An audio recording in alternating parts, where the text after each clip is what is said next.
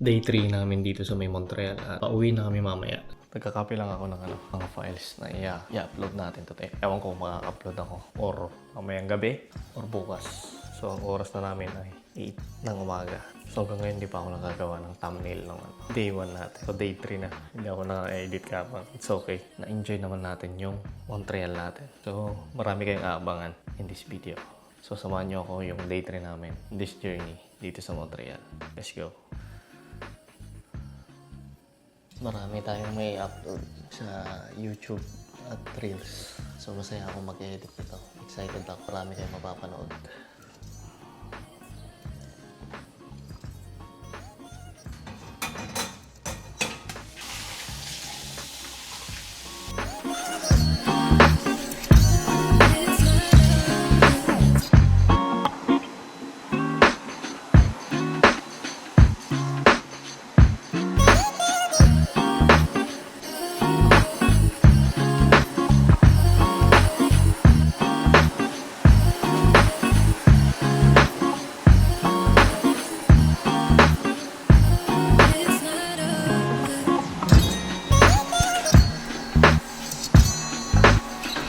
Day 3 ng pag-stay namin dito sa Montreal. So, mag-iikot-ikot lang kami sa city ulit. Tapos, uuwi na kami ng Toronto. So, yun na lang yung gagawin namin today. At nagpe-prep na lang sila. So, andito lang ako sa may park. Tapos, may tennis court dito. Yan, mga palaruan ng bata. At yan. So, hinihintay ko na lang sila at pauwi na kami. Excited na rin ako mag-edit ng mga videos and photos na ipopost natin dito sa Reels and YouTube. So, hindi ko alam kung bakit may metro pag ano. So, relax muna tayo dito sa labas at habang hinihintay natin sila. Maganda tong location pala namin na pinag-istehan kasi may swimming pool, malawak yung bahay na Airbnb na pinag-istehan namin. Talagang sulit na sulit. Talagang maghahanap ka lang talaga na maganda na na bahay pag naghanap ka ng Airbnb. So the best, sulit ang vacation namin dito sa Quebec, Montreal. So ayan. So bukas back to normal, edit tapos maghihintay ng mga events natin sa Toronto. So natakbuhan natin yung mga stress sa syudad. Yeah, so kailangan din natin ng matinding break lalo pag busy tayo. Past months kasi medyo busy tayo sa mga naging event, mga ganap natin sa buhay. Medyo okay naman, di naman masyadong nakakapagod. Nakakapagod lang siguro pag nagda-drive ka. So yun yung kailangan mo paghandaan pag nagda-travel ka. Tapos magpe-prepare ng pagkain. Yeah, kaya nga nai-inspire ako sa mga napapanood kong vlog, lalo sila Boy First Time, K-Camp, na-inspired ako. Yo. So kahapon, may na-meet akong isang vlogger dito sa Montreal. Lagi ko siyang pinapanood. Siya, from Saskatchewan siya. Tapos nag-move dito sa Toronto, nag-aral hanggang nakapagtapos na ng pag-aaral, hanggang nag-i-stay na siya sa Toronto. Si Jason Sao, mga reviews ng mga camera, gears, tapos lifestyle vlog, yung mga pinopost niya. So, isang karangalan na nakamit tayo ng isang vlogger. Para mapansin niya yung gagawin nating mga videos soon. So, kaya keep posting ako dito sa YouTube natin. Kaya ginagalawan ko na talaga. So, ilang buwan na ba tayong nagpo-post sa Instagram? Since nung December. Yan. Nagpo-post na ako ng video. Bukas, try nating mag-run. Yan.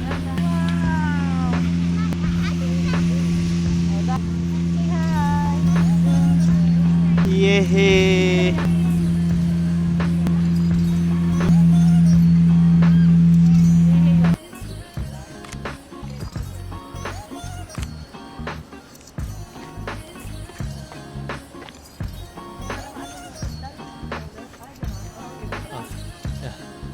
Na ba? Yeah, para may steps ka. Yeah. Okay, cool. Outdoor walk. Mas maganda yung basilica dito.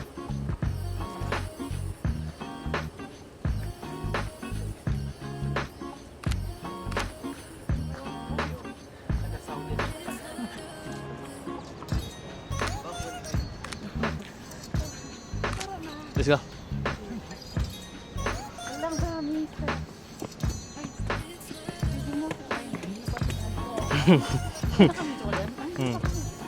Oh.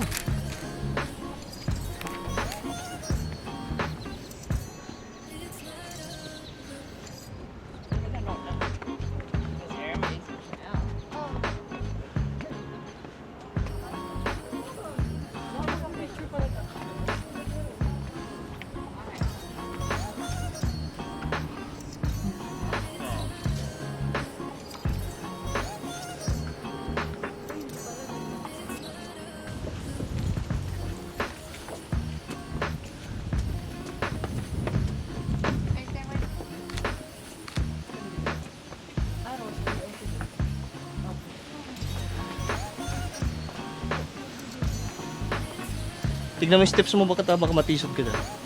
Huwag yung video ng video. Ito yung masarap na exercise, Philip, no? Sa umaga, no? Akyat, no? Oh, kaway.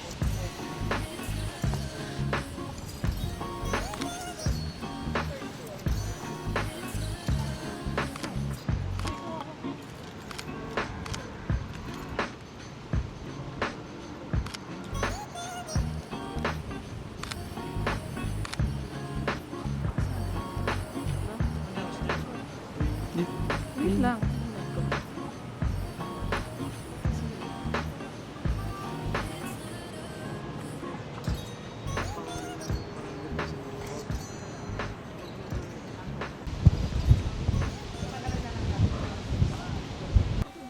Dito, oh.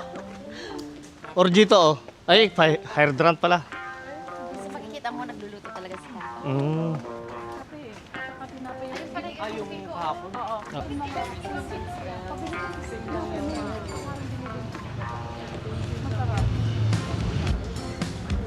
Dito tayo sa may Bigel Store.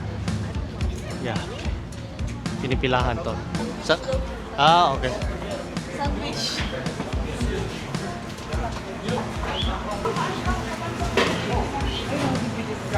Ano sinasabi ko na eh?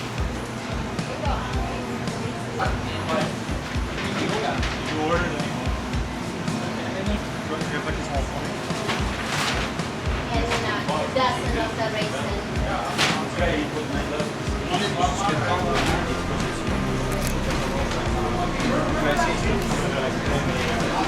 Andito tayo sa may labas ng store ng Bigel Store. Yeah.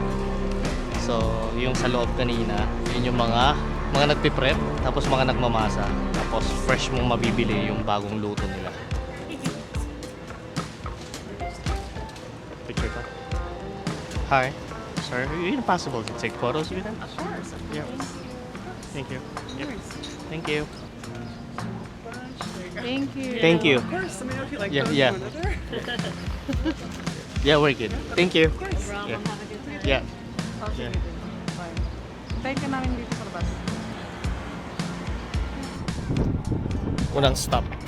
Dito na tayo sa may Ingleside. Yeah. First stop namin pabalik from Toronto. Burger. May ban ba na may ice cream sa kulay?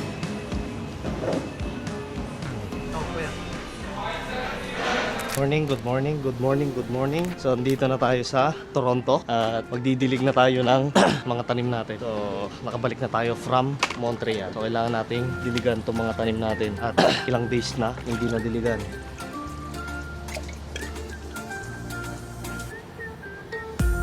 At paakyat na itong mga tanim nating sitaw. So, didiligan lang natin itong mga sitaw, kangkong, ano pa ba? Kamatis, at bawang. Yan. Kahapon lang tanglan natin. So habang didiligan natin tong mga tanim, magkakape muna tayo. Ang dami na ng bunga ng sili. Yan. May bunga na rin tong talong. So sobrang init lang din talaga dito sa Toronto.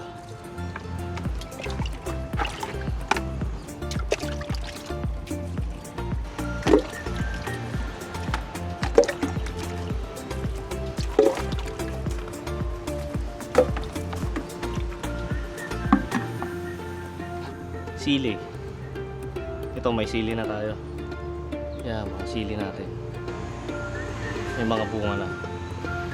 Ito yan eh. Ito yung variety nito. Tapos dito sa kabila, may dahon na rin. May bunga at ano na rin. Bulaklak. Same lang.